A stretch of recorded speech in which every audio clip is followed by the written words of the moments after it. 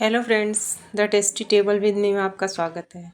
आज हम बनाने जा रहे हैं super soft super spongy cake, वो भी बिना ओवन के।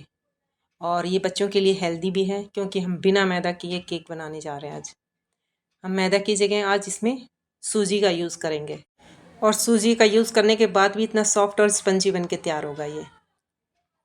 और इस केक को बनाने के लिए हमें हाथ से फेंटना भी नहीं पड़ेगा, हमें मेहनत भी नहीं करनी पड़ेगी इतनी ज़्यादा।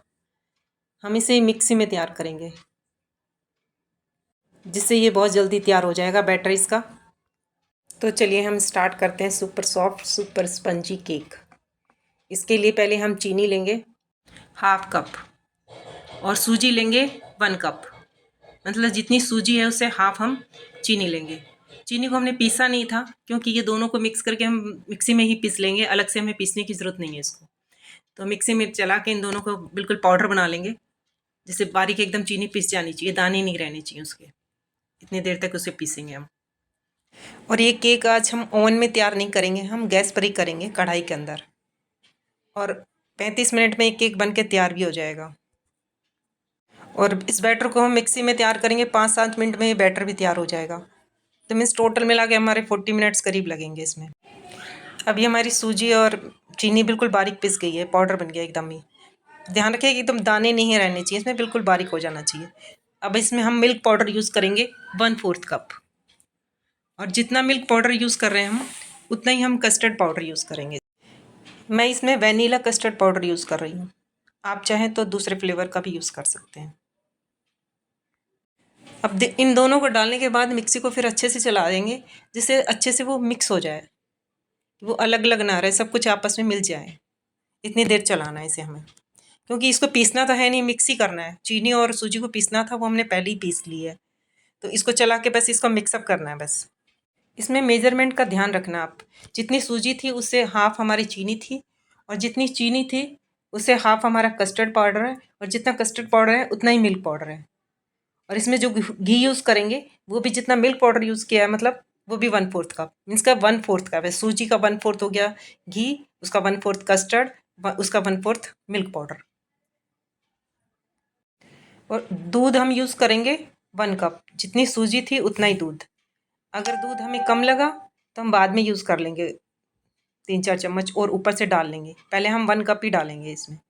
ये डाल के अच्छे से मिक्स कर लेंगे, और मिक्स करने के बाद इसे रेस्ट करने के लिए रखेंगे, क्योंकि सूजी ना टाइम लेती है फूलने के लिए, तो इसलिए उसको रेस्ट करने के लिए रख देंगे। अब ये बैटर गाढ़ा लग रहा था, मैंने तो इसमें 3-4 चम्मच और दूध डाल दिया है, और अच्छे से चला देंगे, सब कुछ अच्छे से मिक्स हो जाए फिर। और इस टाइम मिक्सी चला रहे हैं, इस टाइम आप एसेंस का भी यूज़ कर सकते हैं, कोई सा जिसका जो आपको फ्लेवर पसंद हो। वनीला एसेंस, बटर स्कॉच, जो भी आपको अच्छा लगे। मैंने वनीला का कस्टर्ड पाउडर डाला है, अगर एसेंस वनीला हो तो ज़्यादा बेटर रहेगा, आप वो यूज़ कर सकते हैं इसमें। इस बैटर को हम रेस्ट करने के लिए रख देंगे 15-20 मिनट के लिए।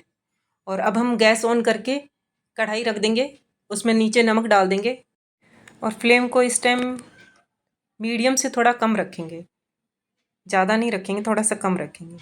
और मैंने केक टीन भी तैयार कर लिया, इसमें बटर पेपर लगा दिया नीचे और घी लगा दिया इसमें अच्छे से। इस बैटर को रेस्ट करते हुए करीब 15-20 मिनट हो गए हैं। तो अब इसको हम चला के, अब इसमें हम बेकिंग पाउडर यूज़ करेंगे और एक बेकिंग सोडा। तो 1 टीस्पून हम बेकिंग पाउडर यूज़ करेंगे इसके अंदर, और half teaspoon baking soda. इन दोनों को डालने के बाद लेमन जूस यूज़ करेंगे हाफ टी स्पून। इसके ऊपर डाल के हम अच्छे से चला देंगे, तुरंत अच्छे से मिक्स करेंगे। हमें इतनी देर ही चलाना है कि इस बैटर में अच्छे से मिक्स हो जाए, बस ज़्यादा देर इसे नहीं घुमाना है। जब अच्छे से मिक्स हो जाए तो हमने केक टिन हमने जो तैयार किया हुआ है उसमें हम इसमें डाल देंगे इसको। और इसमें डालने के बाद ज़्यादा देर इसे बाहर नहीं रखेंगे, इसे टैप करके, और हम टूटी फूटी पहले ही तैयार करके रख लेंगे, उसमें आटे की कोटिंग कर लेंगे।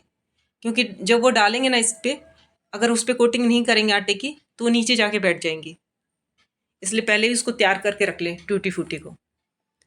तो मैंने रेड और ग्रीन कलर की टूटी फूटी तैयार करके रखी हुई है, इसे हमने टैप कर लिया और ऊपर से कर देंगे, मिला देंगे। आप चाहें तो थोड़ा सा अंदर मिला सकते हैं, या फिर पूरा ऊपर डालने के बाद चम्मच से थोड़ा थोड़ा हल्का हल्का नीचे की तरफ दबा दें, जैसे वो नीचे जाके भी बैठ जाए, थोड़ा बीच में भी चली जाए।